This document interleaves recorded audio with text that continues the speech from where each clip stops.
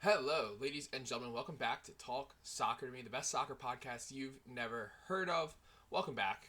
Today is Wednesday, March 25th. We have a lot to talk about. Since our last episode, we've had the round of 16 Champions League second leg. We've had a League Cup final, Premier League action, match week 30, an Italian title fight, maybe? A German title fight, maybe?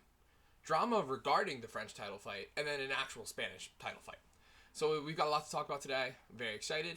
We're going to kind of go out of order in today's episode, so it's going to be like non-linear storytelling. You can call me Christopher Nolan. The way we're going to go League Cup first, because, there was a Cup final. We were watching Wembley this weekend. That's what we're going to talk about first. And then we're going to jump back a couple days, and we're going to talk about the Champions League, and then we're going to come back forward and talk about everything that happened during the weekend. So yeah, League Cup first. Champions League. We're also going to preview the quarterfinal matches of the Champions League, so I'm really excited about this one. Could be a long one. Also, just a quick heads up. Make sure to like, comment, subscribe, follow, repost, retweet, do whatever you got to do. Support all social medias. Post the clips on YouTube, TikTok, and Instagram. The podcast is streaming on all podcast streaming platforms. So the big three: Apple Podcasts, Amazon Podcasts, and Spotify. As well as I post a video version of the show on YouTube.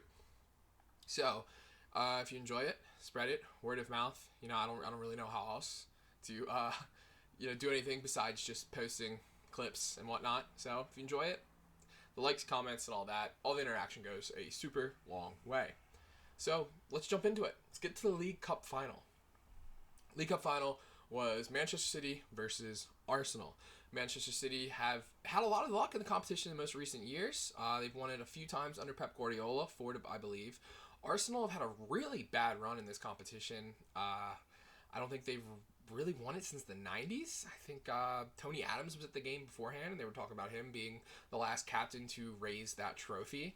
So there was a lot to talk about going into the game. Arsenal, the conversation of quadruple had been all over, podcasts, shows, articles, clips, whether or not they could do it. With Manchester City's Champions League results, which we're going to get to in a little bit, for weeks they were also under consideration for this treble. So there was a lot going into this game. I felt as though it was the most talked about League Cup in a while. Getting the game started, it was a bit of a dull first half. Really wasn't exciting. It was a little cagey.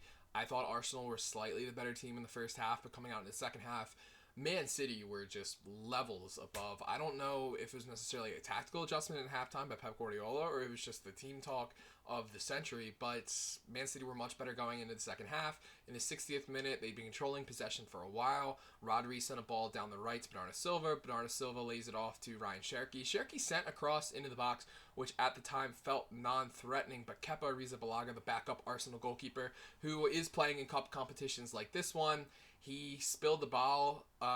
Spilled the ball right in front of the goal. I don't think he knew what to do with it. The commentators mentioned he thought about punching it, he thought about grabbing it, and he just kind of made a mess of it. And Nico O'Reilly was there in the box lurking. He got ahead of Martin Zubimendi and was able to head it in the back of the net for the first goal. And then literally less than 3 minutes later, in the 64th minute, Manchester City were attacking again. They had Arsenal on the ropes, really capitalizing after that first goal. Ball on the right side gets sent in, and Nico O'Reilly again in the box kind of catches Bukayo Saka ball watching, heads it in the back of the net, makes it 2-0, and that was the final score in this cup final. Manchester City 2, Arsenal 0. I think primarily there's about three reasons Manchester City beat Arsenal in this game. The first is Pep Guardiola reminded us who the fuck he is. He saw what was likely to be Arsenal's lineup, and that's Kepa Arrizabalaga in goal, with the Gabriel and Saliba center back pairing, and Kai Havertz pushed way up front. And he said, I don't think you can play out of the back. So I'm going to line up 4-2-4, man-to-man mark your back line, and I don't think you can trust Kepa to make the passes. And that was right. Kepa couldn't, because if David Raya had been there in that position, I think there are a lot of balls, you can watch the film, where Ben White was open down the right, Piero Hincapié was open down the left, but that kind of takes a little bit of skill that really isn't within the passing range of Kepa. I think the second reason is Arteta got the lineup wrong. I didn't hate that he wanted to go for the long ball early on, It didn't work when Kai Havertz and Victor Gyökeres looked like Shaquille O'Neal at the free throw line trying to win aerial duels. And the fact that no one could really get behind their defenders, and that's not what Bukayo Saka is known for. Gyökeres is fast, but it's a weird kind of fast. He doesn't have a burst of speed. It takes a little bit for him to get going. Havertz looks like a shell of himself physically, and Leandro Trossard, again, not a speedster. So if you're going to have a lineup where you want to get guys behind the ball and try to break that City back line, where the hell is Gabriel Martinelli? I mean, isn't that what he's for? I mean, this guy, he's quick, He can get behind the defense, not Trossard on the left. And the last reason, I think, comes down to Arteta's maybe stubbornness. Something wasn't working, and you could tell by halftime. I mean, City weren't dominating the game by any stretch of the imagination. That happened after the fact. But Arteta really looked at the team and then didn't do anything with it. And even when the team started to struggle, he didn't change anything. And once he finally did, and the big thing I think really changed it was bringing Ricardo Calafiori onto the game, it was a whole different game. I mean, it genuinely was. Calafiori is a technical player who can take the ball in the midfield. And typically, Arsenal have lined up their back line to where one of the fullbacks can drift in and one will stay more defensively. And if Nkapie is on the field, Ben White's going to be that guy offensively. And he wasn't. You get Calafiori in, and they were creating chances. I mean, Calafiori's 20-minute cameo was better outside of Saliba than any other player in the Arsenal bench or Arsenal team. So, yeah, I mean, that's what I think happened. I wouldn't call it, dominant, People were saying, oh, Arsenal parked the bus. Arsenal got their ass kicked. I don't think Arsenal parked the bus. I don't think Arsenal could get the bus up the fucking field. I mean, the City game plan effectively shut down any sort of build-up play. I mean, the amount of misaligned passes. I mean, I'm watching Ben White and Saka, two guys who've been on that right side for years now. I mean, their chemistry rating should be as high as it can get. And they couldn't string two passes together. And I don't even know what to think of that in my brain. Is it tactics? Is it nerves? Are they folding? What the hell was that?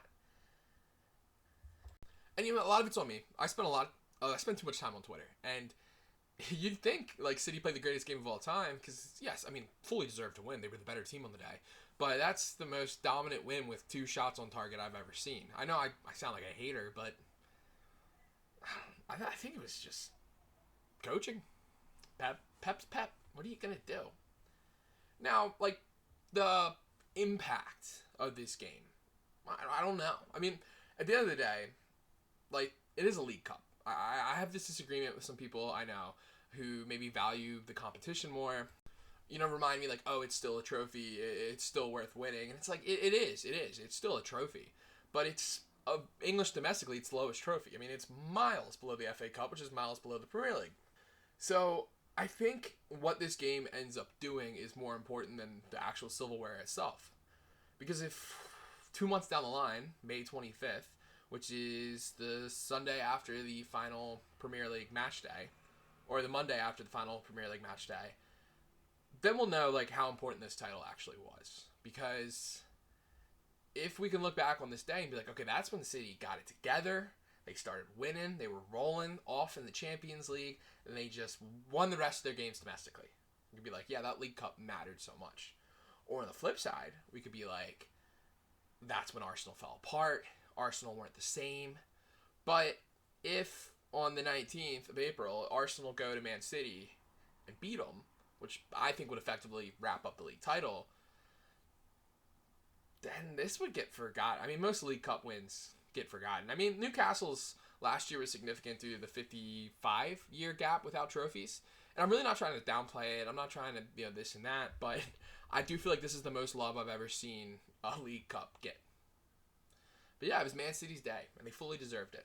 So hats off to them, and hats off to Pep for reminding us who he is. So yeah, now this is the part where we're going to go back. We're going to go back in time. So now we're going to talk Champions League. The Champions League round of 16, leg 2, the final deciding leg took place. We had some good games, some drama, but I mean, ultimately, I wouldn't say it was the greatest. A couple of these ties were wrapped up beforehand, or just you knew what team was coming out. I think there's really only one genuine surprise. I think I only really got one of the 8 ties wrong. There was one genuine surprise, and we'll talk about that. But yeah, no, let's go back in time. Go back 3 or 4 days and talk about the Champions League. The early game on Tuesday was Sporting Club of Portugal hosting Bodo Glimt. Coming in this game, Bodo Glimt had a 3-0 lead on aggregate. So let's jump into the action and the goals. 34th minute, Sporting win a corner. An in-swinging cross is sent in by Francisco Trincao. Meets the head of Gonçalo Inácio, whose header finds the bottom left corner. Sporting have a 1-0 lead on the night and reduced the aggregate to 3-1. The crowd was jumping. The game was flowing. We get to halftime. It's still 1-0. And in the 61st minute, Sporting were attacking again. A nice line-breaking through ball sent on by Geni Katamo to a sprinting Luis Suarez. No, not that Luis Suarez, who then quickly sends it across the box to Pedro Gonçalves, whose first time finish it makes it 2-0 on the night, and now it's just a 1-goal tie on aggregate. Then the 78th minute, guess who? Sporting again. They've got the ball in the right wing with plenty of players in the box. An attempted cross is blocked by the arm of Bodo's Friedrich Bjorken in the box. VAR rules it to be a penalty. I agree. Luis Suarez thunderfucks the ball to the back of the net, and this tie is level 3-0 on the night. 3-3 on aggregate at the end of 90 minutes and some injury time. The referee blew his whistle, which meant we're going to extra time. 30 minutes extra time, 92nd minute. Guess who? Sporting. Nuno Santos does well to find the run of Daniel Bracancha on the left wing. He cuts it back, his cross. Trincao manages to corral the cross in the box, lays it off to Maximiliano Araujo, whose shot finds the near post as Bodo's keeper is blinded by the two defenders in front of him. Sporting, after 102 minutes plus injury time, are finally leading in this tie. Bodo would spend the rest of extra time trying to fight back, and then the 120th plus 1 minute, well, it was Sporting again. Rafael Nel put the icing on the cake. Comeback is over. The final in this one, Sporting 5, Bodo Glimt 0 on aggregate. Sporting 5, Bodo Glimt 3. That is what we call a remontada, but that's Spanish. Sporting's from Portugal. So Portuguese, comeback means voltar. I hope I'm not screwing that up. I mean, really, it was just incredible mental strength by Sporting to not let going down 3-0 affect them. Teams coming back from 3-0 down in the Champions League is something I only really can recall a few times. I mean, Liverpool versus Barcelona, Deportivo versus Milan. I was too young for that. And obviously the famous Barcelona PSG, which was 4 goals. I mean, Sporting's attack was fluid. I mean, it felt like anytime they had a million men moving to the ball, the lungs under these guys, I mean, they were running the entire game. These guys wanted to win. Yes, everyone wants to win, but they found some, that deeper, the thing coaches salivate. Like, when can you find that next level? The Sporting found that next level. Francisco Trincao and Luis Suarez have just been ballers in the competition this season. Every time I feel like I'm watching Sporting, it's those two. And I have to remind myself, like, oh, Luis Suarez. No, not that Luis Suarez, but this Luis Suarez is good. And now, for the first time since the 1982-83 season, Sporting are in the quarterfinals of Europe's premier competition. At the time, it was called the European Cup, now we call it the Champions League. Ultimately, they were knocked out by Real Sociedad many moons ago, but this time, they get Arsenal. As for Bodo Glimt, I mean, the fairy tale had to end eventually. And, I mean, this is a team that can hold their heads high. They looked like they were out of the competition. They were going to be out of the league phase.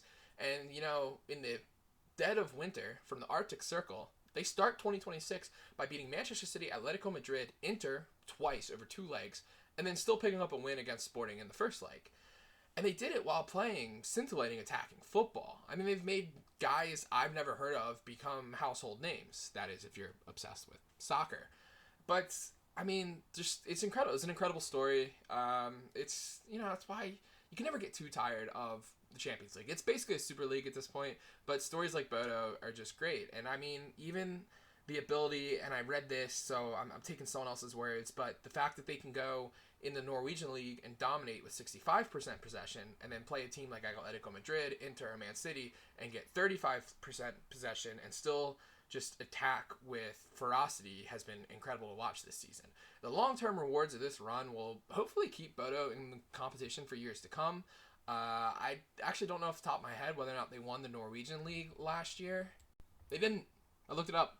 They came second, so they're going to have to start in the second qualifying round. But hey, I mean, the good year they had, that's actually where your club coefficient actually still kind of matters. So hopefully they get some favorable draws, win 3, qualifying legs, and we see him again in the league phase. Moving on though, next game was Arsenal versus Bayer Leverkusen. Arsenal were at home. This one was tied 1-1 on aggregate coming into this game.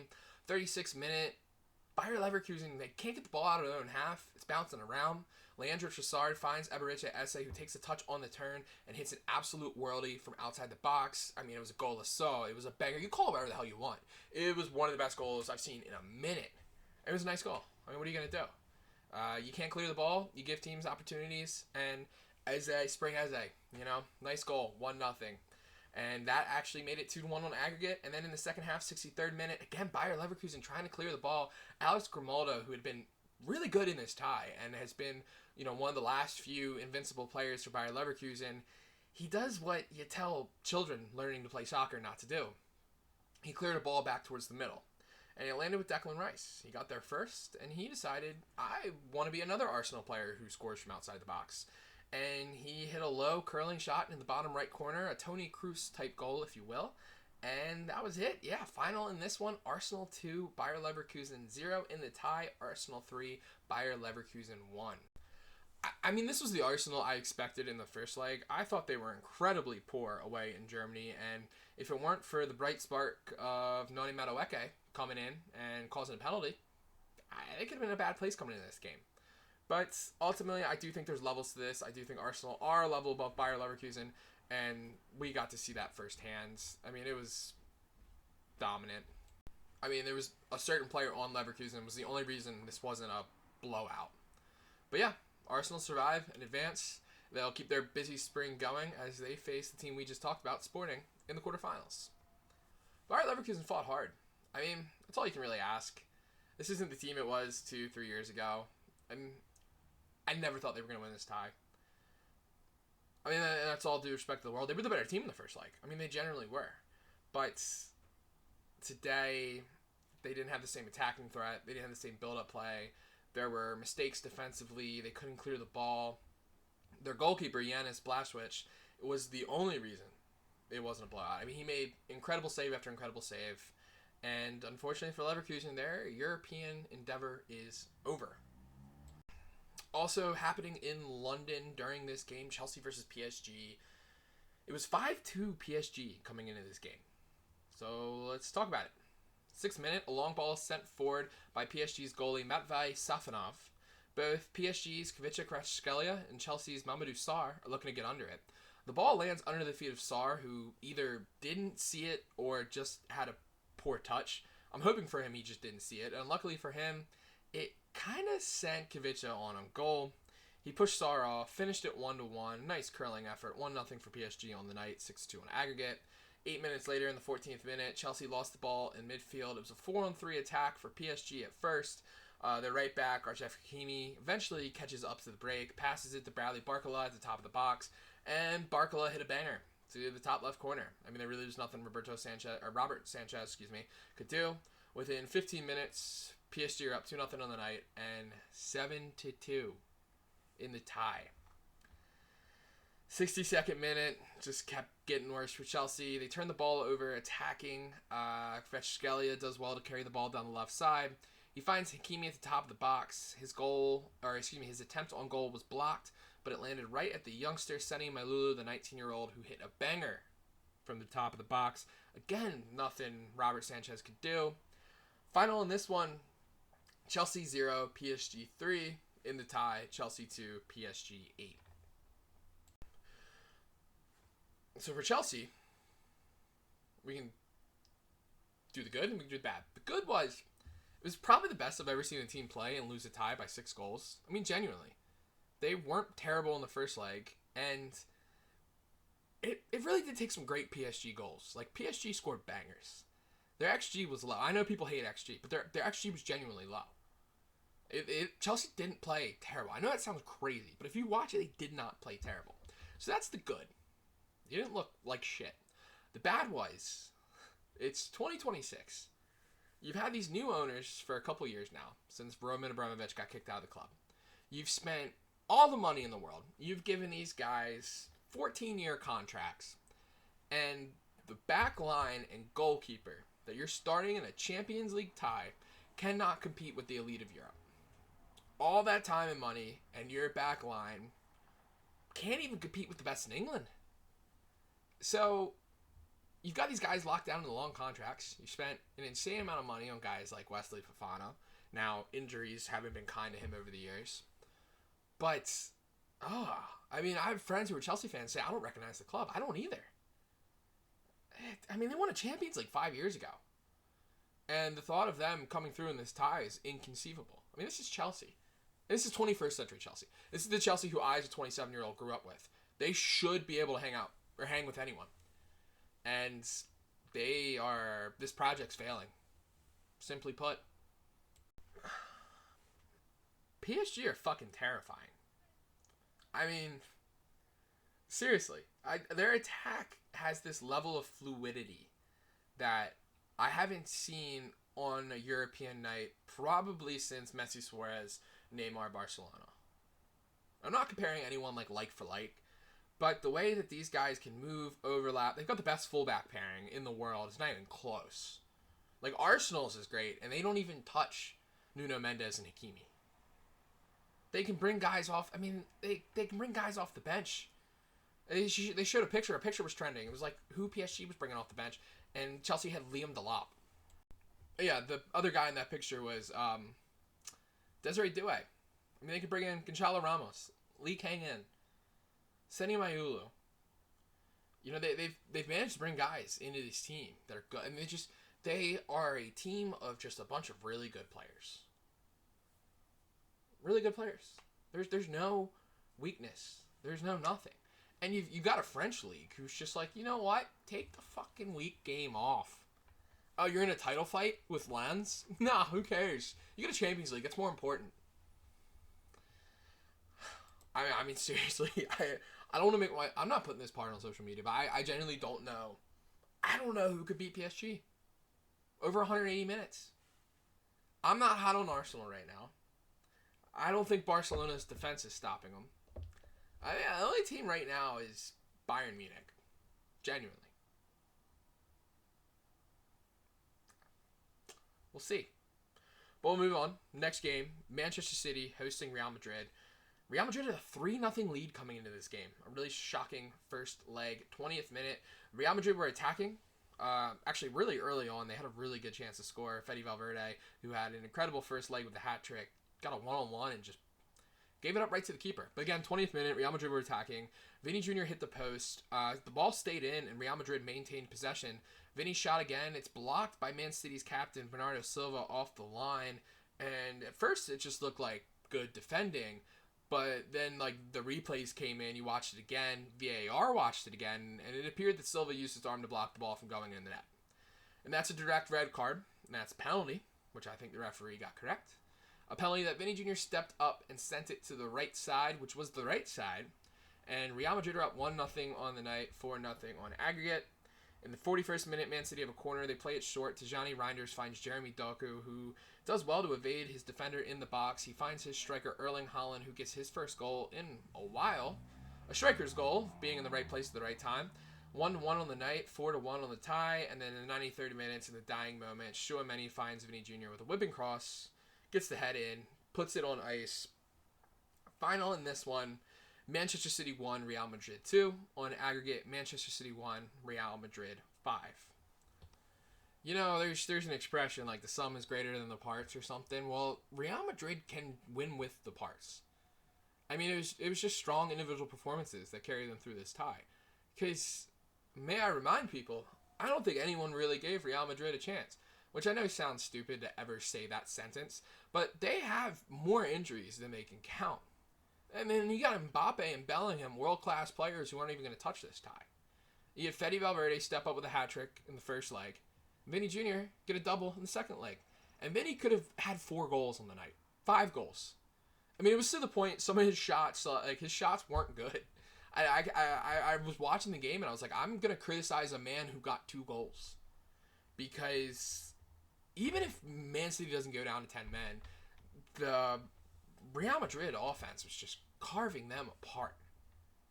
I owe Real Madrid an apology. This is my formal apology. They impressed me. And you know what? They're still dogs on this day. Arda Güler's a dog. I mean, there are guys that you just don't think of because they're not the big Galactical signing who you can just drop in a million. Like, Fede Valverde is a fucking Swiss Army knife. You can just drop him anywhere, and they'll be all right. Manchester City. I thought they were going to win this game. The champion. I mean, I thought they were going to beat Real Madrid. I thought they were going to move on in the Champions League. And they were posting before the game. It never appeared that the comeback was on. And what a stupid move by Bernardo Silva. I mean, seriously. You're the captain of your team.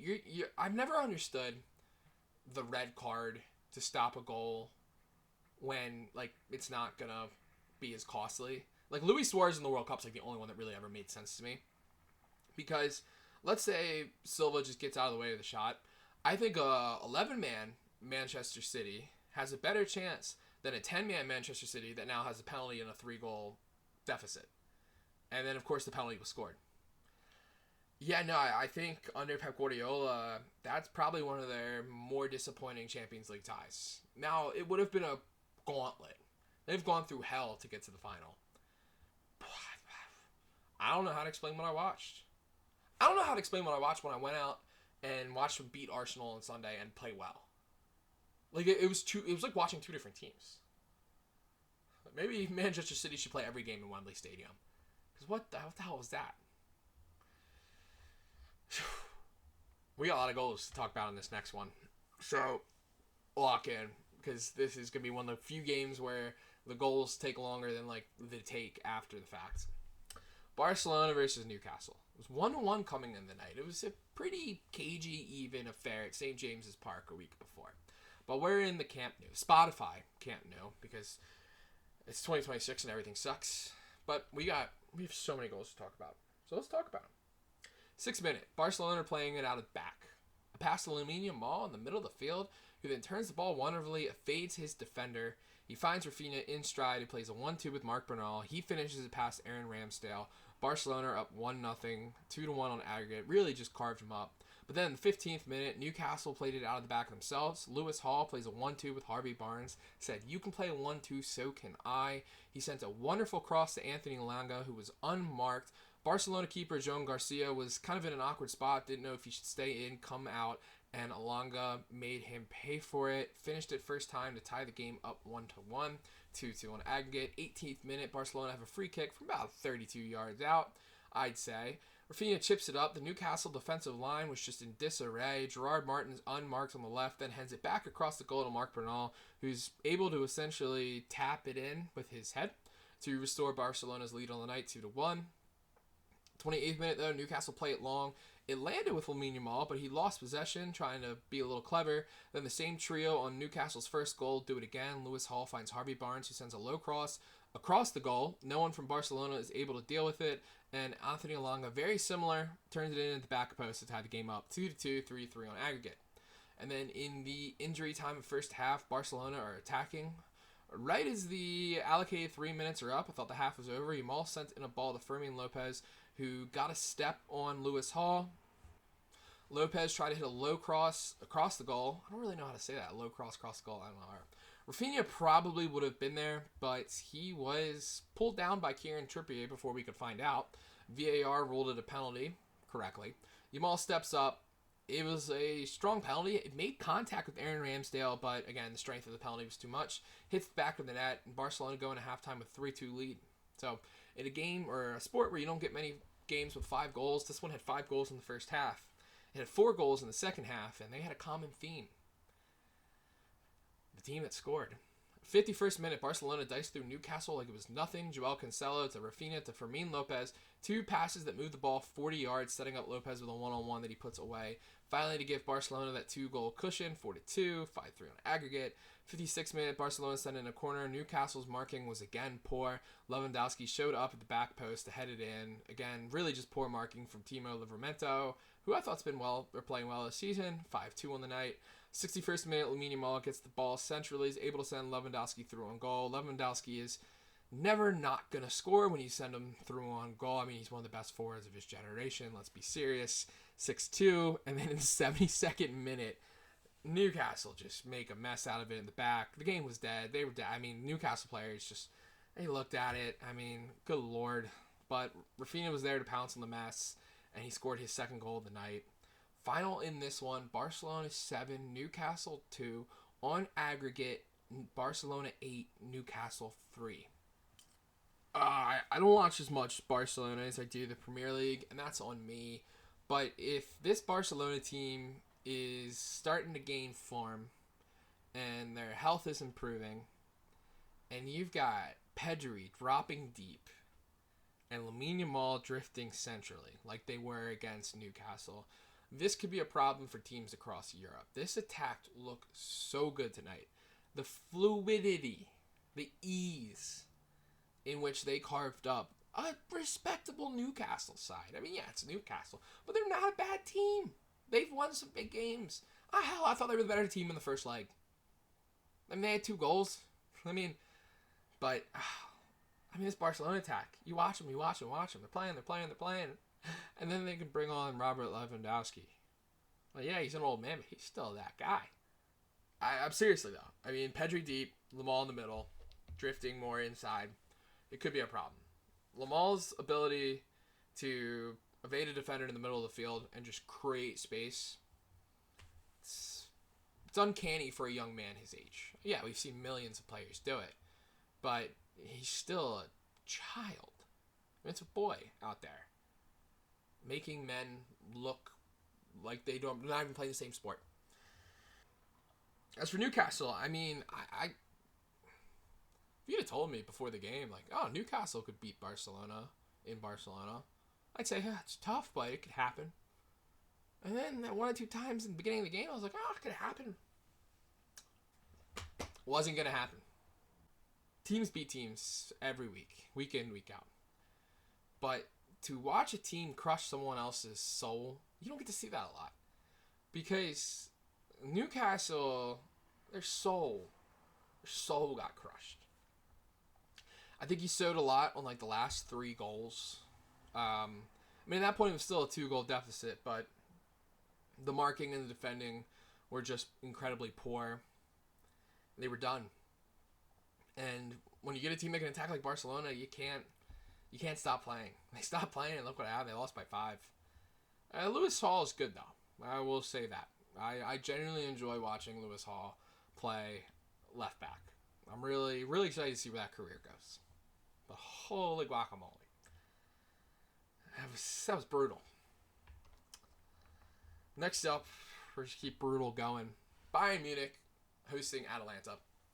It was 6-1 Bayern Munich coming into this game. It's like, what's the point of watching? But we do watch. 23rd minute, Harry Kane. His shot was blocked by an Atalanta defender's arm. Kane then steps up and actually has penalty saved. Atalanta's keeper Marco Sportiello guessed the correct side and made the save. But there's a but. Because save Harry Kane's penalty. Yeah, VAR revealed he jumped too early. Kane had a pretty good stutter step, and I think he bit on it. And by the laws of the game, Kane gets to reattempt that penalty shot, and he's not going to miss that. The penalty goes in, 1-0 on the night, 7-1 on aggregate. Second half, Bayern are attacking in the 54th minute. The youngster, Leonard Carl, has the ball on the right side of the box, finds Harry Kane in the tightest of spaces. Kane dribbles through and around and by them like a man versus boys, like the way you can beat defenders on FIFA easy mode. And yeah, it was a great goal. I really recommend you look that one up. It was a good goal, great technique. 2-0, 8-1 on aggregate. And then 56th minute, right after the restart, Bayern win the ball back effortlessly. Kane finds Luis Diaz, who finds Leonard Carl, and the youngster bags himself a goal, 3-0. 70th minute, Bayern win the ball back pretty deep in their own half, but Atalanta's defenders are playing a very dangerous high line. The ball is sent through to Luis Diaz, who is able to get behind his defender. His one-on-one is neatly chipped over the goalie, and it's 4-0, 10-1 on aggregate. 85th minute, though, Atalanta have a corner. It's flicked on by captain Mario Pasalic at the front post, and Lazar Samardzic was at the back post to get a late consolation goal. The final in this one, Bayern Munich 4, Atalanta 1. On aggregate, Bayern Munich 10, Atalanta 2.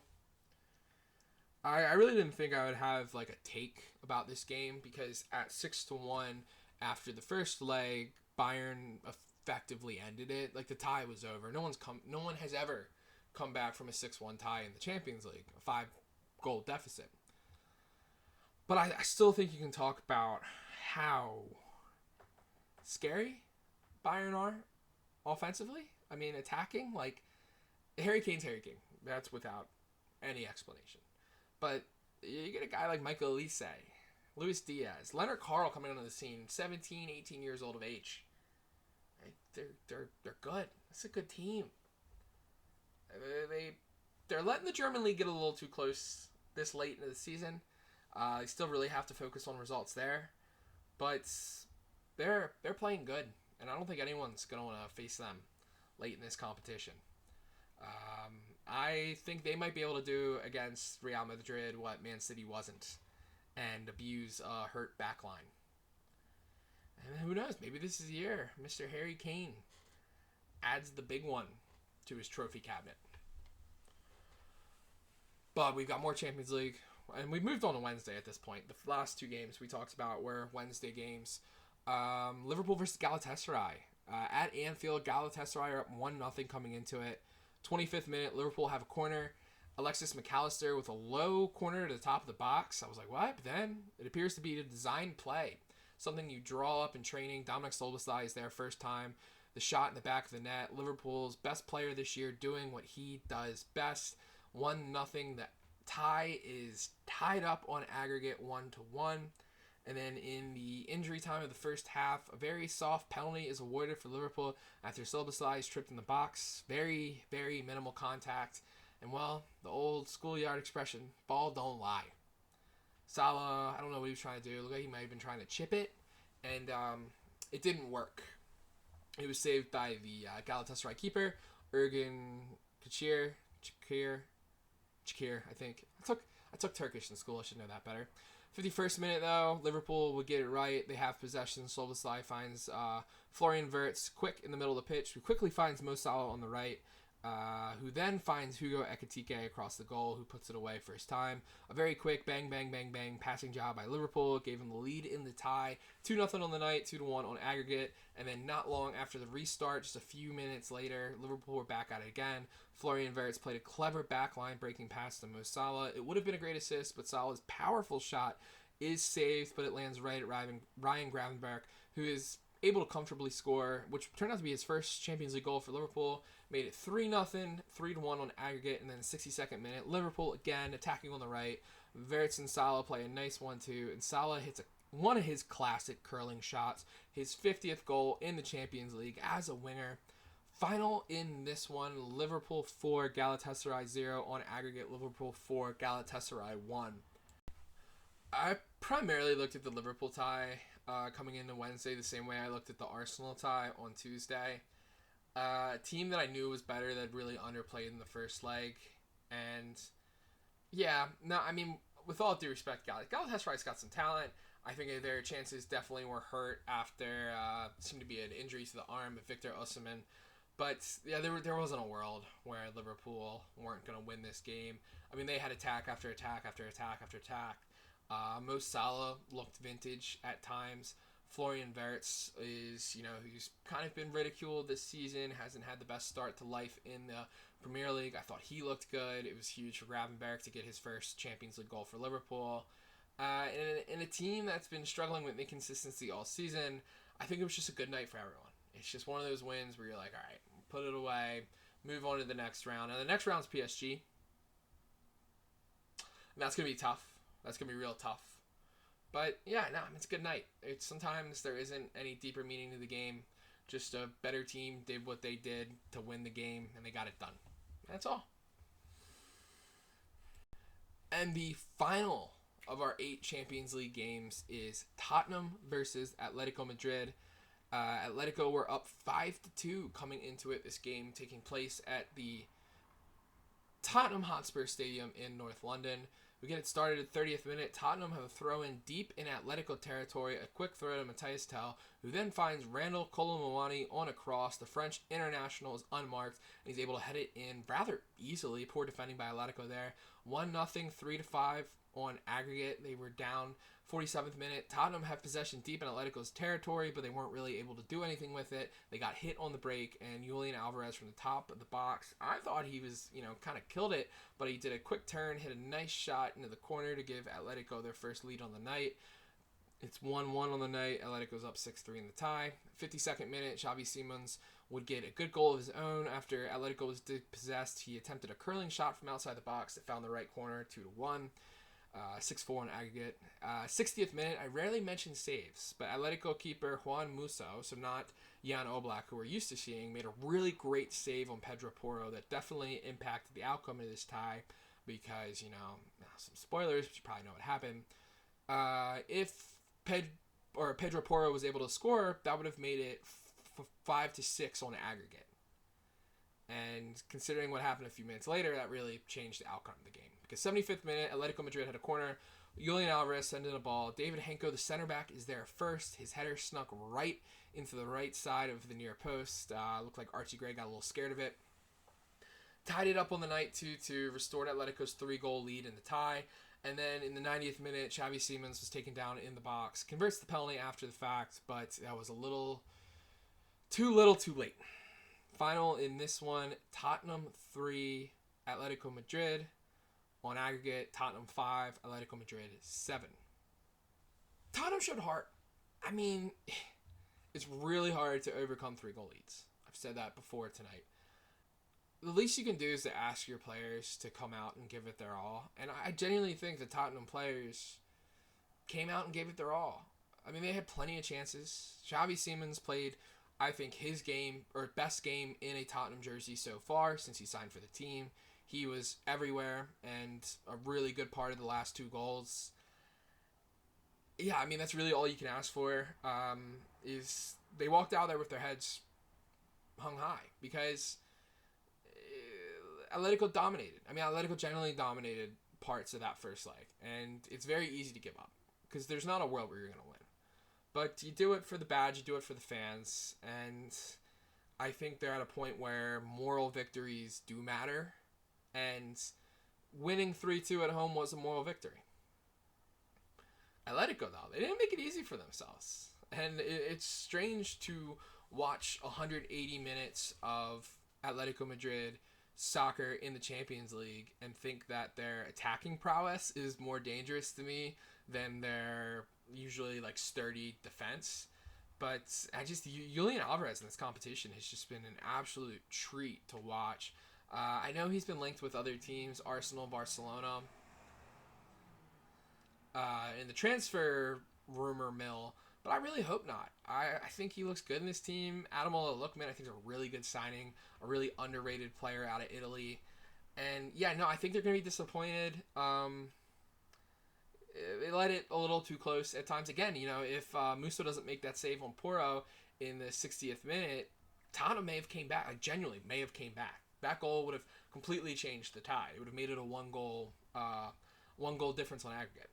But they've got Barcelona next, and I think they've got a really good chance to upset their Spanish rivals. So I'm not doing a preview of the quarterfinals. I was going to, but I was doing some planning out, and after the international break and the first round of games coming out of it in the episode 2 weeks from now, I won't have as much to talk about as I will tonight. I'm already at the 45-minute mark, and I haven't talked about all the games this weekend. So we're going to do the Champions League quarterfinal preview next week, as well as all my predictions. So we'll see how that goes. But so with the conclusion of the Champions League round of 16, also means that we are going into the Europa League and the Conference League round of 16, and eventually quarterfinals. So we'll run through those results really quick.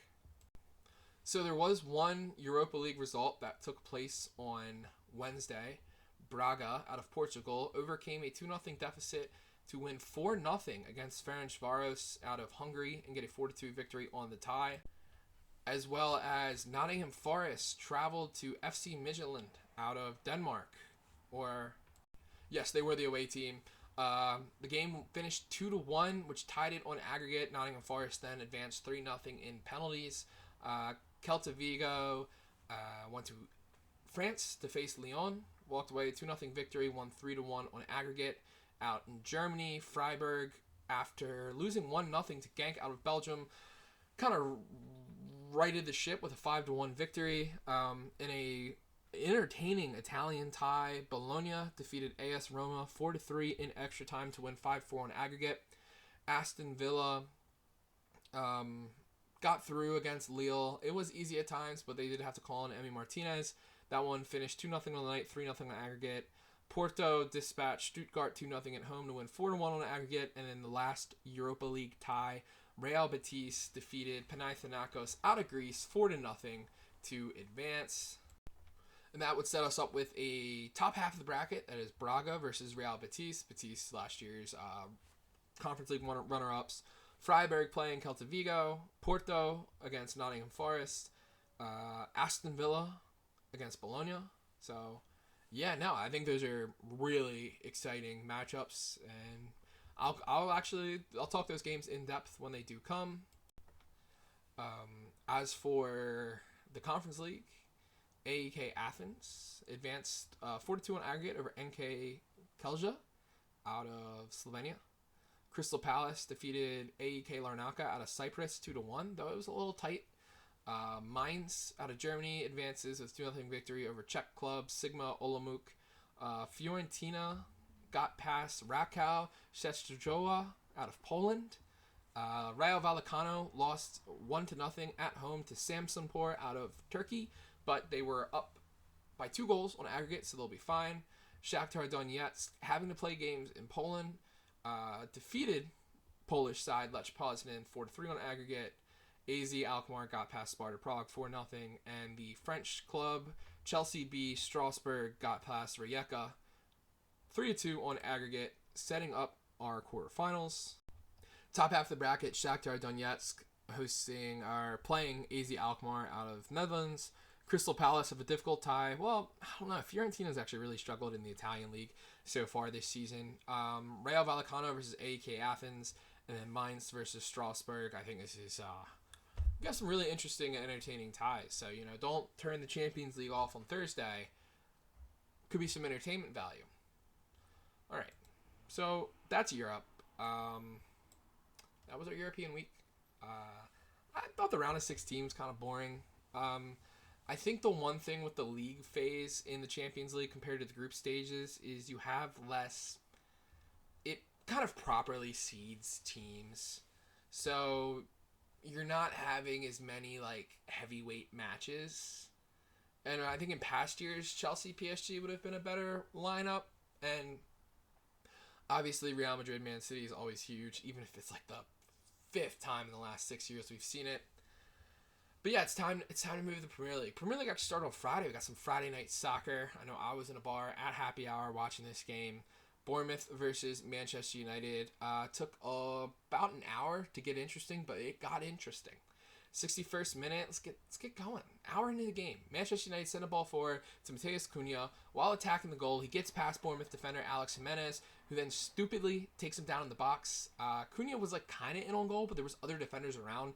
I don't think he needed to do that, but ultimately it was still a penalty. Bruno Fernandes steps up, sends the goalkeeper the wrong way. Manchester United take a 1-0 lead away from home. 67th minute, Manchester United nearly earned a penalty as Kobe Mainoo is taken down in the box. I thought it was going to be a penalty, but the ref didn't call it. Bournemouth proceeded to take the ball up the pitch. While some United players are still slightly protesting, Bournemouth kind of capitalized on that, moved the ball quickly. Ryan Christie kind of passed it into the corner of the net from about 17 yards out. There was nothing the goalkeeper can do. Wonderfully placed strike, 1-1. Turns out the Mainoo tackle wasn't a penalty, and that's why you play to the whistle. And Bournemouth did that. They capitalized on it. Manchester United would restore the lead 4 minutes later. 71st minute, they won a corner. Bruno sends it in. At the time, I thought it came off Harry Maguire, which makes sense. He's a good corner. He's got a big head. But it didn't hit him. It hit 2 of the Bournemouth players, which, it's still a goal. Man United still scored. But it was just funny to see Maguire celebrating like it was his goal. It was 2-1. But then 10 minutes later, Evan Nilsson for Bournemouth gets behind Harry Maguire in the box. And Harry Maguire went from hero to zero. He was ball watching. He takes Evan Nilsson down rashly in the box. Straight red for obvious denial of goal scoring opportunities.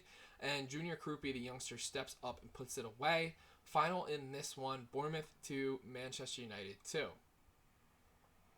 I mean, yeah, Manchester United, I said it last week, they're the most entertaining team in England. And then, yeah, just going forward, they've been incredible all season. But I think this game shows where United needs to invest to take that next step. I know invest is ironic considering how much money these big clubs do spend. But I think if you take this attack on United and you pair it with a more solid defense, they win this game. And then in the midfield, I like Manu, I like Fernandez, but I think a midfield that can kind of control the game more wouldn't have let Bournemouth back in it. Because it did feel as though every time United would take a lead, Bournemouth were immediately attacked. The game was a little too back and forth. Yes, it's entertaining for a neutral, but if you're Manchester United, you want to calm the game. You want to slow the game down. You want to suck the life out of the game.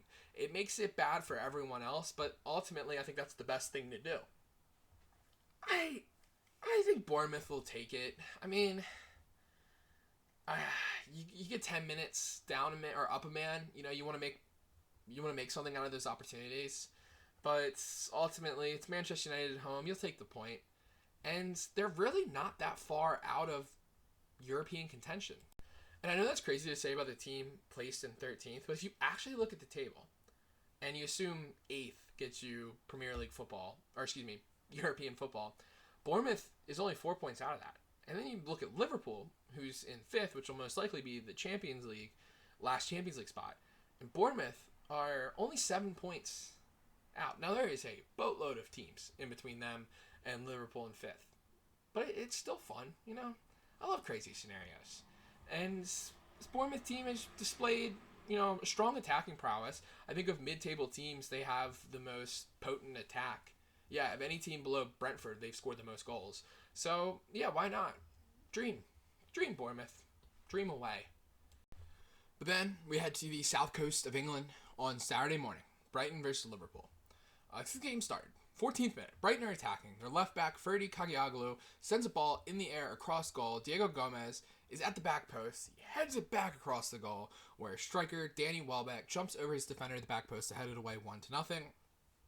30th minute. Liverpool play a long ball forward.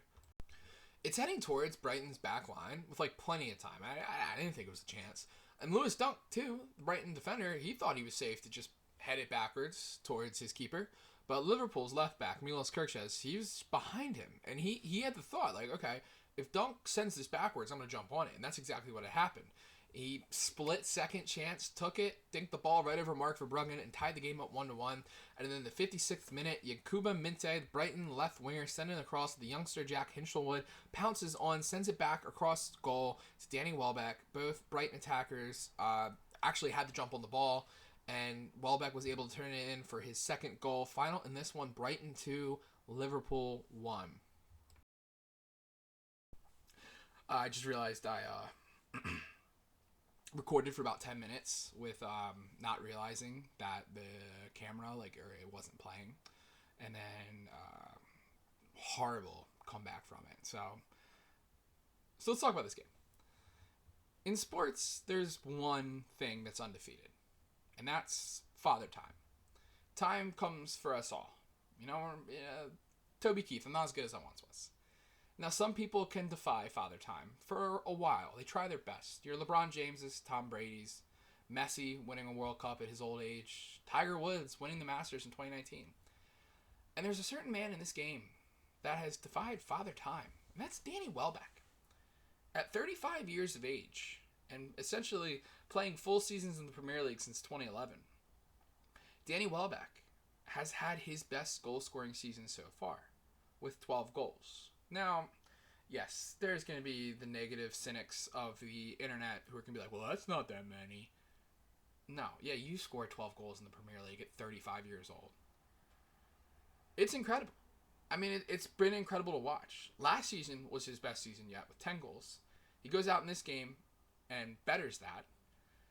I mean, this is a guy who played in Euro 2012. I mean, this is a guy who I can remember for a majority of my Premier League watching lifetime playing him in FIFA on the PlayStation 2.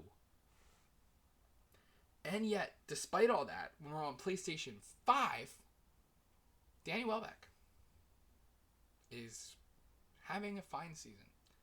I know there's only a few games left, but I would love it if he got up to 15 goals.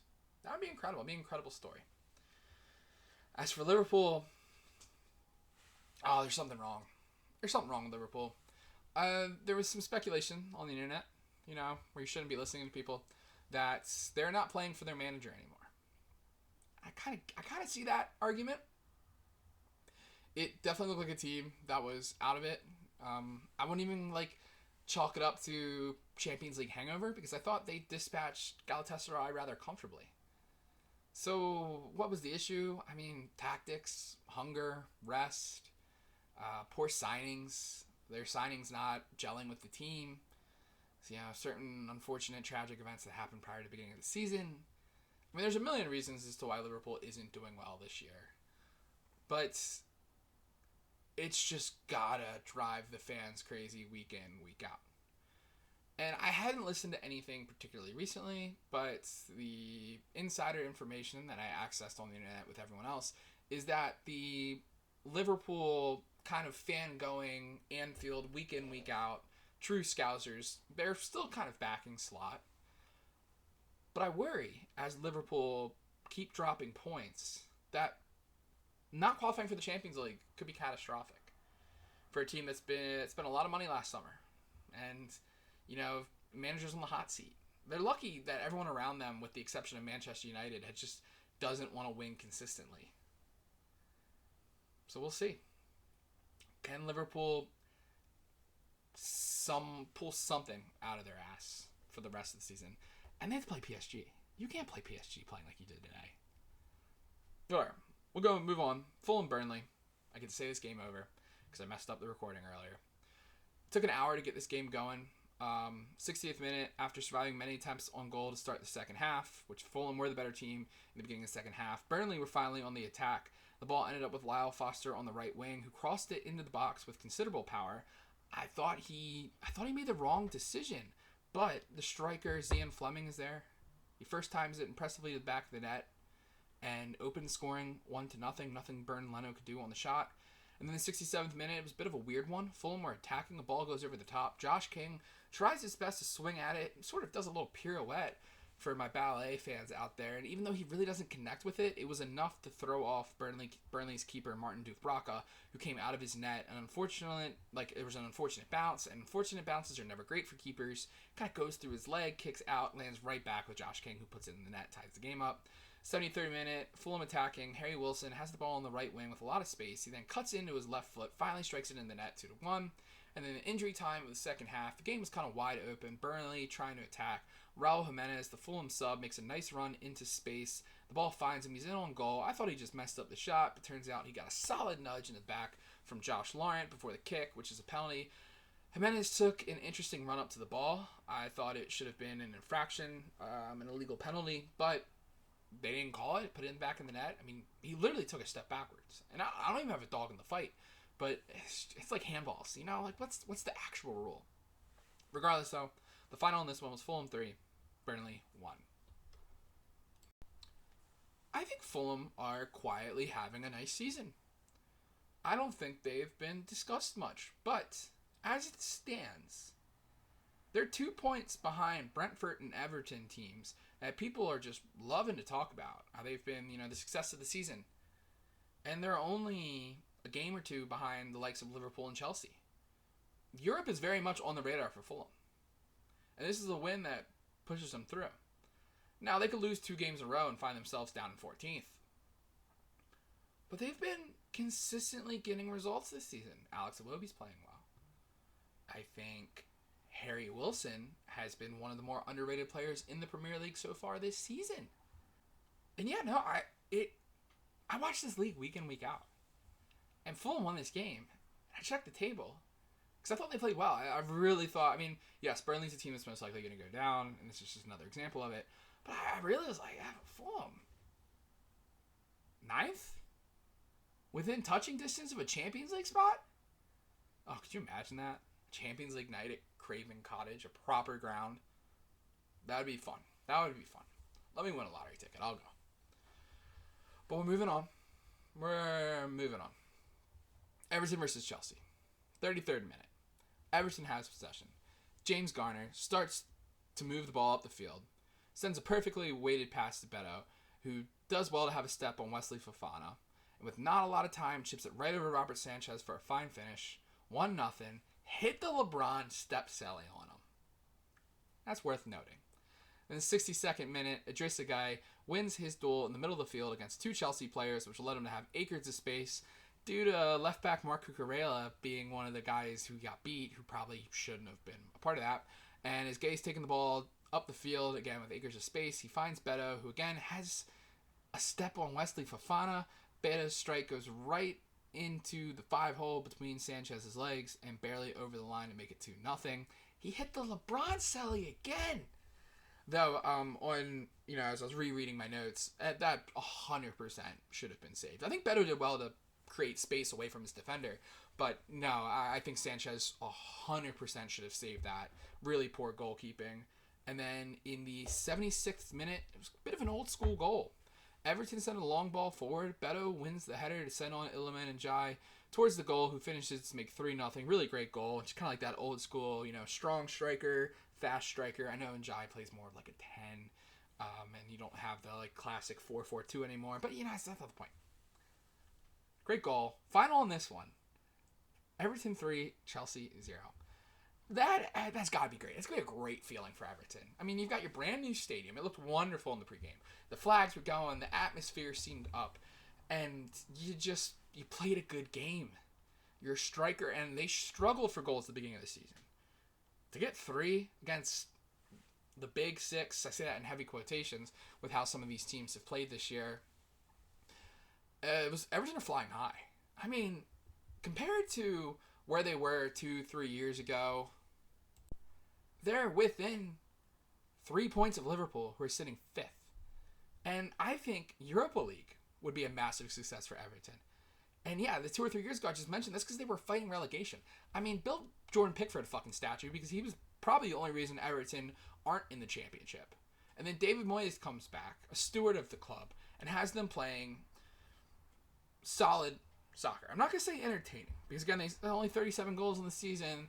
They were really struggling to produce goals at the beginning of the season. But they've kind of gotten better at it. Beto's really stepped up. He had a great game. Iliman and Jai has just been a joy to watch this season. It's a good game from Everton.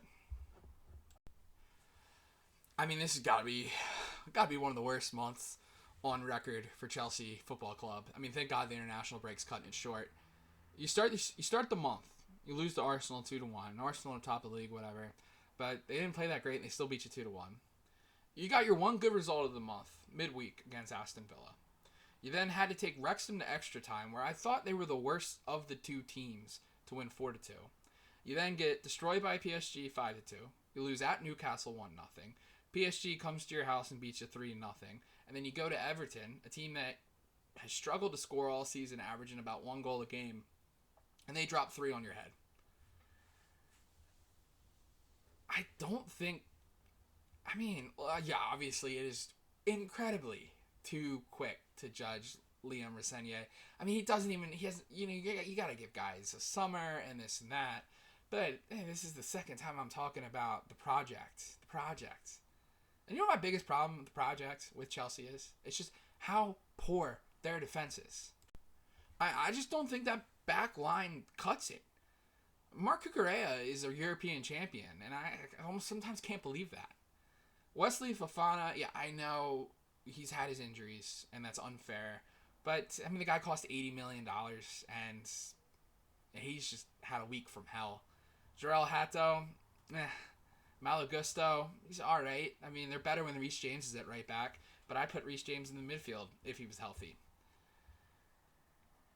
I mean, there's always something with this show. I watch the Chelsea team from time to time, and I'm like, alright, they can attack. They get shots on target.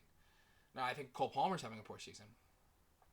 But it just feels like, okay, if Rosenior could come in and fix the discipline issue, this team might get better. They're not making bad disciplinary decisions. But now it just feels like in the last few weeks, their defense has just fallen apart. And if their new coach can't get them in the Champions League by the end of the season. You know, I thought they were very cutthroat to get rid of Enzo Maresca when they did. He might be on the hot seat right now. He may need to give some results. I do think he's going to benefit from the fact that, you know, they've got Port Vale in the FA Cup, and that might be a little morale boost. Be hell if they lost that, though. And then we had my least favorite thing. We had a 0-0 draw. No, I feel about 0-0 draws. If you listen week in, week out, I hate them. They're boring. Now, I don't agree with the philosophy of if it's a 0-0 draw that nobody gets a point, but I don't need to explain my reasons on that every week. I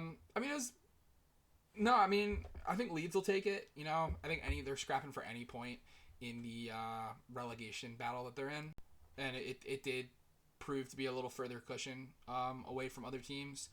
Brentford, it's gonna be disappointing. You know, a win here would have brought them like level in points with Chelsea on the weekend, and as a team that's, you know, Europe for Brentford would be tremendous. So I think they'll be disappointed. But again, 0-0 draws, you know, don't really give me a lot to talk about. I like goals. What's so bad about that? And then the matchup of the weekend that I was most excited about, a proper derby, the Tyne-Wear derby. Proper rivalry. The northeast of England, Newcastle versus Sunderland. I mean, the atmosphere, the clips from pregame, makes you wish you could be there. But we're talking about the games. Let's talk about the game. 10th minute, excuse me. Burnt my tongue on coffee today. I was impatient this morning, and I paid for it. So, I'm a little lispy. 10th minute, Sunderland playing out of the back, and they just made a mess out of it. Luke O'Nien, there's levels. You know, you got your defenders and the guys you try to get the ball to, and then the guys behind that. You know, think defenders, midfielders, attackers. So O'Nien isn't looking for his fellow midfielder, or he's not looking for a midfielder. He's not trying to progress it to the next level. He was trying to progress it 2 levels up to the attacker, but he hit the ball with the pace to get to the attackers right at a midfielder, and that was Granit Xhaka, who was man-marked. The deflected ball landed right with Anthony Gordon, who took a nice touch in the box, created some space, I think past O'Nien, and put it back in the net to give Newcastle a 1-0 lead in a rivalry at home. But then, 57th minute, Sunderland won a corner. The corner itself had to be saved and pushed away from goal by Aaron Ramsdale, the Newcastle goalkeeper. The corner comes in. It came in.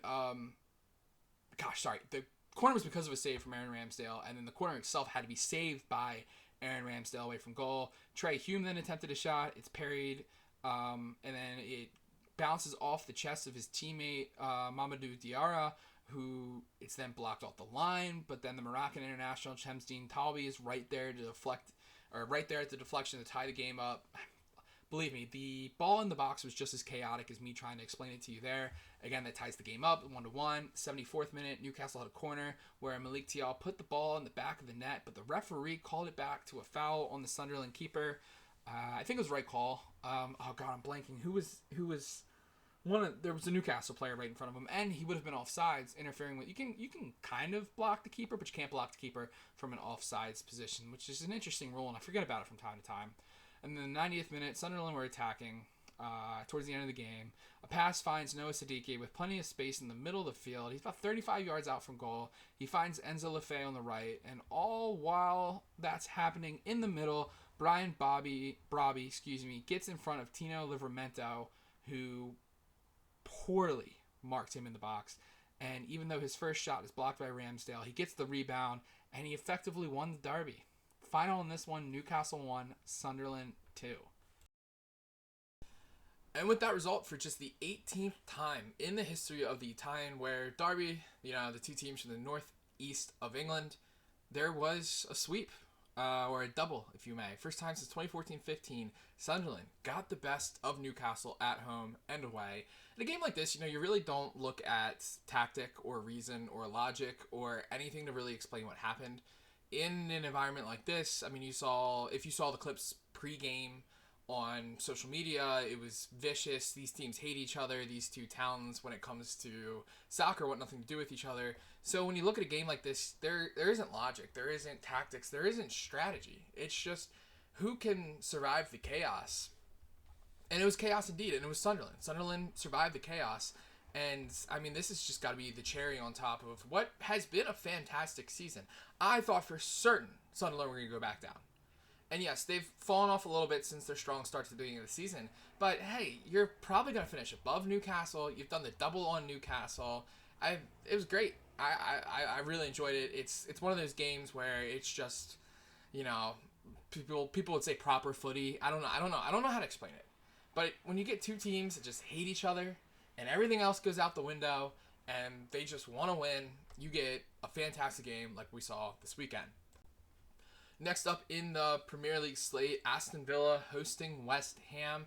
Jump right in the action. 15th minute, Aston Villa have a free kick outside the box on the left. They play it short and then quickly pass it across the top of the top of the box to John McGinn. The set piece routine plays off as McGinn's curling shot finds the back of the net.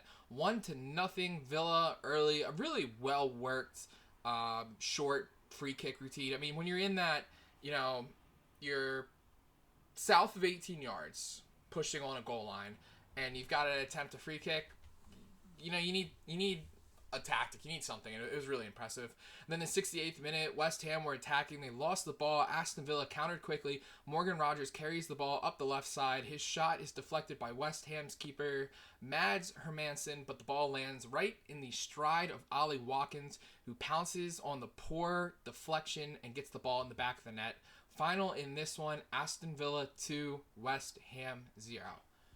Every win is worth the same amount, but they're all worth 3 points. But sometimes there's just the psychological advantage of picking up a victory when you so desperately needed it. And Aston Villa needed it. They were coming off 3 straight losses in the league. And in last week's episode, after the 3-1 defeat against Manchester United, where I thought United looked levels above them, I talked about in recent years a team that Unai Emery has managed falling apart towards the end of the season. I mean, since the beginning of the new year, they've got 4 wins, 3 draws, and 5 losses. That is not a good return for a team competing in the Champions League. But Villa, they needed this, and I think this could be the start of something good. Because you look at the remaining fixtures, you've got Nottingham Forest, Fulham, Sunderland, Tottenham, Burnley. It doesn't really get interesting until you have Liverpool and Manchester City in the final 2 weeks of the year.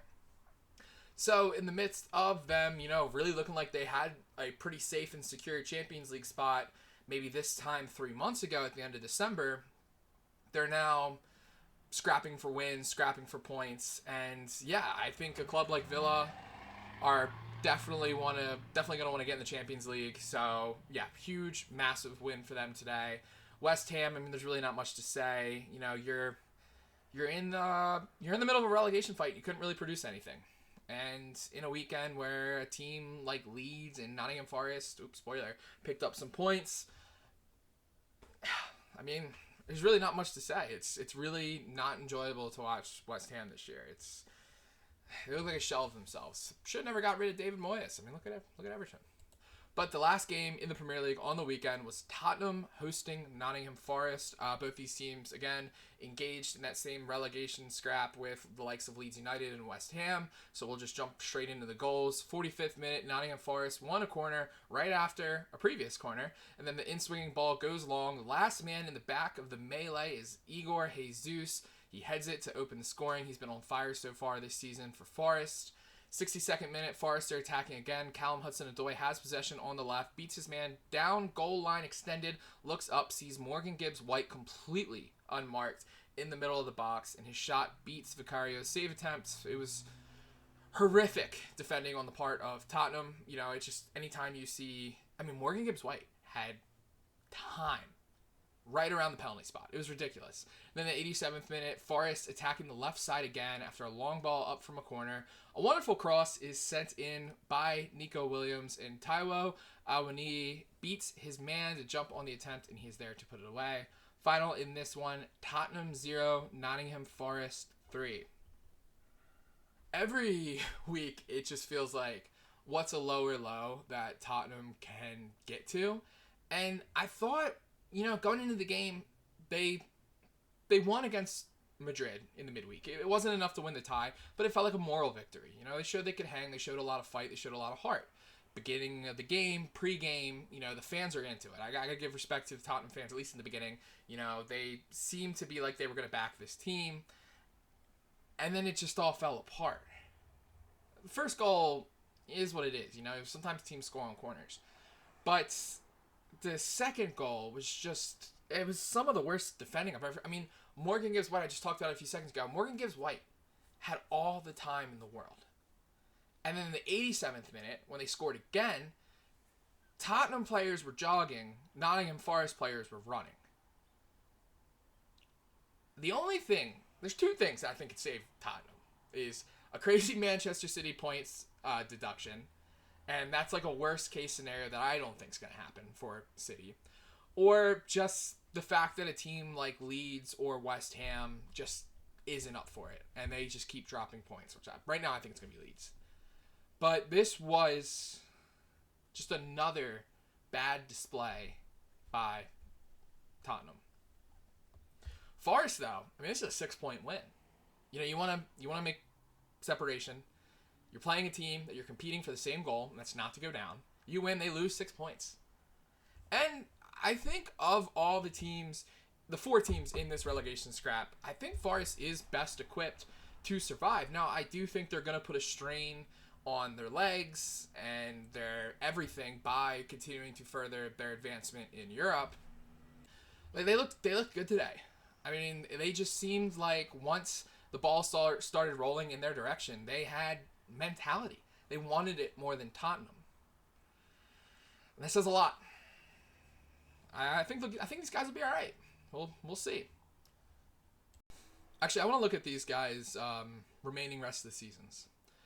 Forest is Villa, Burnley, Sunderland, Chelsea, Newcastle, United, Bournemouth, Villa, Burnley, Newcastle, and Bournemouth at home, United, Chelsea, Sunderland away. So their away games are going to be incredibly difficult because Sunderland is just a tough place to play. Chelsea are going to be fighting for Champions League spots, and Man United just look decent right now.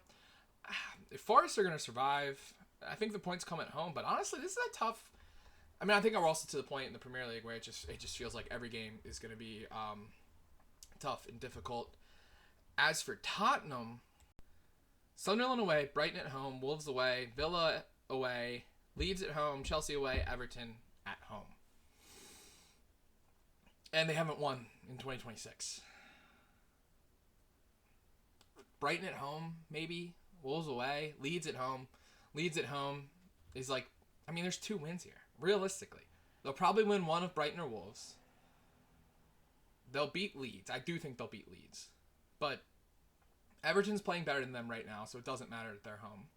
Sunderland away, tough. Villa away, tough. Chelsea away. Chelsea would salivate at the thought of relegating Tottenham. Those fans at Stamford Bridge would go crazy. I'm looking at these final 7 games, and things do look bleak for Tottenham. 1 win, 2 draws, 2 wins, 1 draw. And who knows if that's enough to stay up.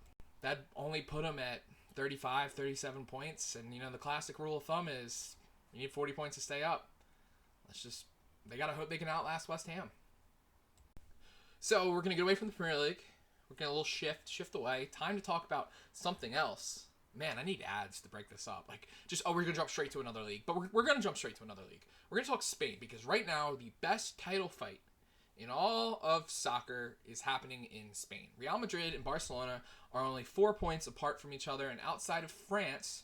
And France isn't taking their title fight seriously. I think I talked about that earlier in the episode because the French delegation decides to just keep giving PSG time off. So we don't get to enjoy a French title fight, but whatever. We get a Spanish one because the minute one of these 2 teams wins, we're going to have something to talk about. So the first game of the 2 on the weekend was Barcelona hosting Rayo Vallecano. Barcelona actually dropped points in the away leg in Madrid earlier in the season, many months ago. And really not that much to talk about. 24th minute, Barcelona, they had a corner. Ronald Araujo tracked it well with a man covering him. He heads it in the back of the net. Though you have to imagine Rayo's keeper, Augusto Batalla, could have done better to just stay on his line. I think if he stayed on his line and not, hesitated in going for the ball, he probably would have saved it. And Barcelona won. 1-0. Yeah, final in this one, Barcelona 1, Rayo Vallecano 0. You don't always look to ugly wins when you talk about how you won a title. But if Barcelona do walk away with winning the La Liga in the 25-26 season, you're going to look at games like this. They had chances attacking, but they looked wasteful. I know Rafinha wasted a one-on-one opportunity that typically I think he'd put that in the back of the net.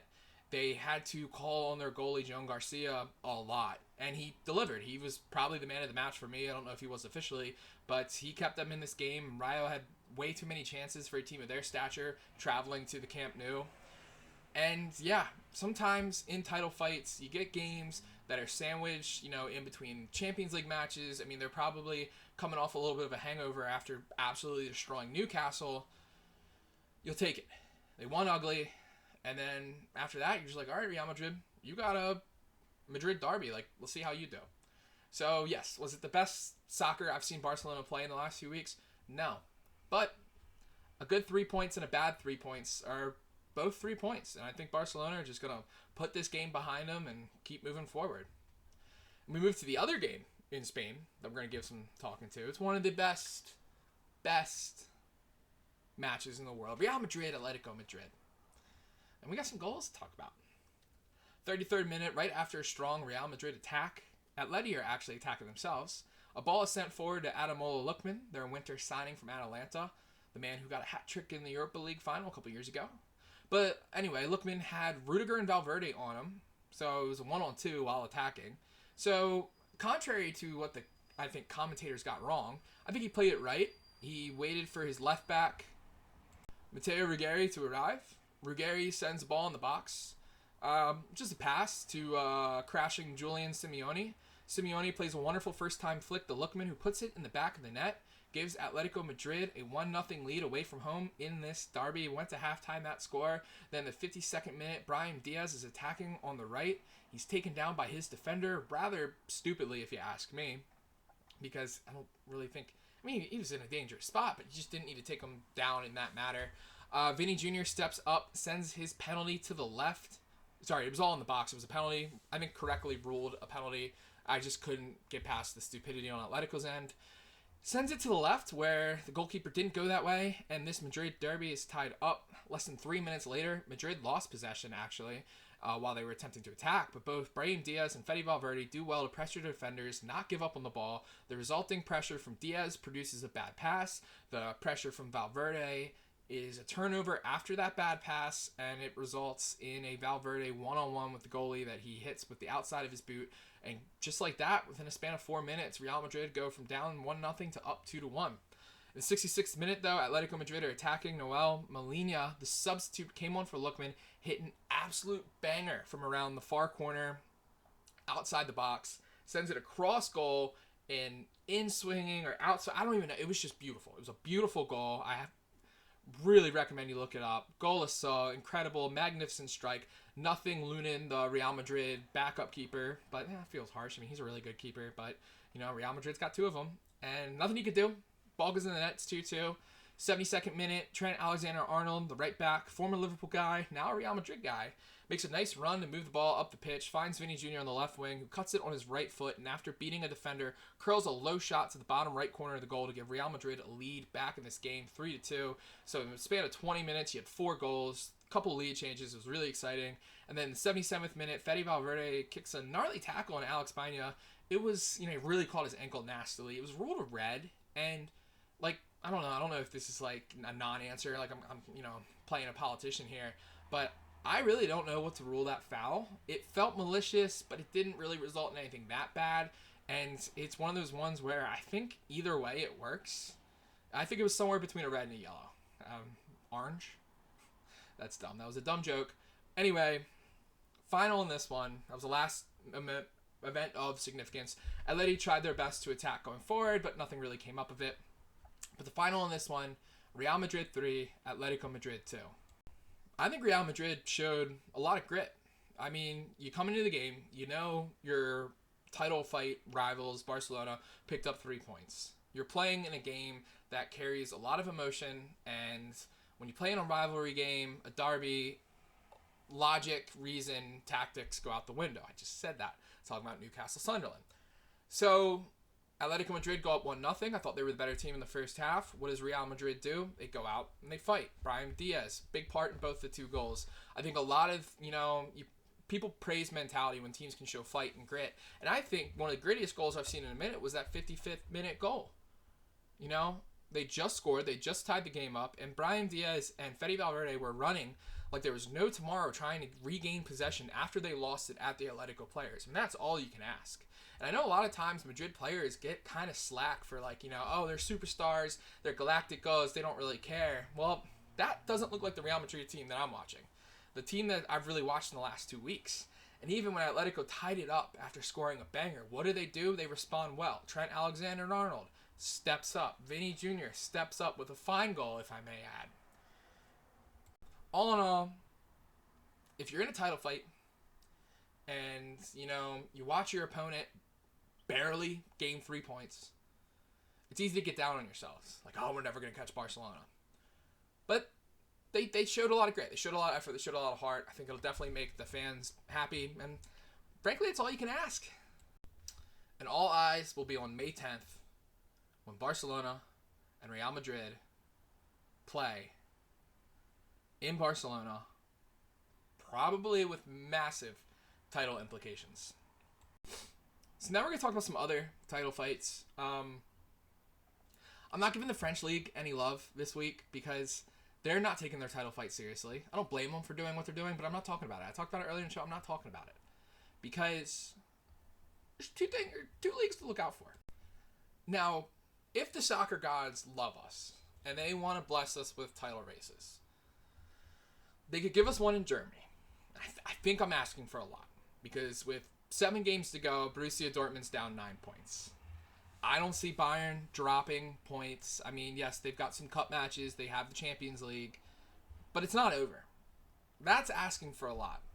But the other league where I think we might be asking for a little is the Italian league. Because Inter Milan have been on a poor run of form. AC Milan and Napoli are now chomping on the heels. Milan, 2 weeks removed from beating Inter, are now 6 points behind them. Napoli are 7 points behind them. There's 8 games to go. All the teams are out of Europe, so their sole focus is going to be the league. But if Inter don't kind of quickly right the ship, this could be interesting. And yes, Inter do have a goal differential advantage over the other 2 teams, but may I remind you, in Italy, if 2 teams finish level on points for first place, there is a 1-game championship playoff, which, that'd be fantastic. So that's what we got to pray for. That's what we're hoping from the soccer gods. Yeah, no, actually, I'll quickly break down first the Italian league. I went with the take first, and then I didn't really talk about the nitty-gritty of what actually happened this weekend on Friday, because they love a little bit of Italian football on a Friday. Napoli go out. Scott McTominay, just the Prince of Napoli, goes out, gets a goal. They get a 1-0 victory at Cagliari. And then on Saturday, AC Milan play a kind of back-and-forth game with Torino. Pulisic scores. Now all the pressure's on Inter. And then on Sunday, what did they do? They dropped points at Fiorentina. Fiorentina team that's been terrible this season. Horrific. I mean, at one point they looked like they were going to get relegated. And now they're not. So, yeah. Now, if we quickly check, the one league I've kind of been talking about started around last week because I think it has potential to be the best title fight. The Scottish League. The Scottish Premiership is probably giving us the best title fight in Europe currently. I mean, of bigger leagues. So coming into the weekend, Hearts were sitting on 63 points. Rangers were sitting on 60 points. Celtic was sitting at 61 points. Hearts make up for a bad loss last week with a 1-0 victory. Rangers have Aberdeen at home. Aberdeen played well last year, not having as good of a season. 4-1 victory in the Ibrox. And then on Sunday, the shocking result, Dundee United picking up a 2-0 victory over Celtic. So with 7 games to go and 2 games before the split, Hearts are sitting at 66 points, Rangers are sitting at 63 points, and Celtic's sitting at 61 points. Need I remind you, it's been like 40 years since someone other than Rangers and Celtic won the league. And with the way that the Scottish League works, they play each other 3 times, and then the league splits in half. The final 5 games, you're going to get Hearts Rangers, Rangers Celtic, and Hearts Celtic at least one more time. Probably mixed in with the likes of Falkirk, Hibs, and Motherwell. So I'm really excited for this. I think the games are on Paramount. Definitely a league. You know, if you think Germany's done or England's potentially done, or Italy could be done, or just Barcelona versus Real Madrid for the trillionth time doesn't excite you, pay attention to Scotland. Could be interesting. And with that, apologies if any cars been driving by in the last few minutes. You can hear it.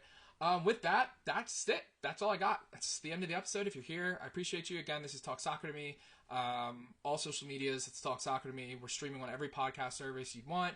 Amazon, Apple, Spotify. The episode is posted on YouTube. Clips are posted on TikTok, Instagram, and YouTube Shorts. Next week, I will not be coming out with an episode because we're in the middle of the international break, and I don't really know, it's not enough action. So next week, nothing, which is why this episode is a little bit delayed. It probably won't come out till Friday. Just trying to bridge the gap of time that we have. And then the next episode will cover the international break. Because again, 6 teams will qualify to the World Cup in this period. We'll talk Champions League quarterfinal preview. And then it's an FA Cup weekend, as well as, important league games in Spain, Italy, France, and Scotland. So really excited for that. If you made it this far, I definitely know we're well past the hour mark. I appreciate you, and I love you, and I'll catch you next time.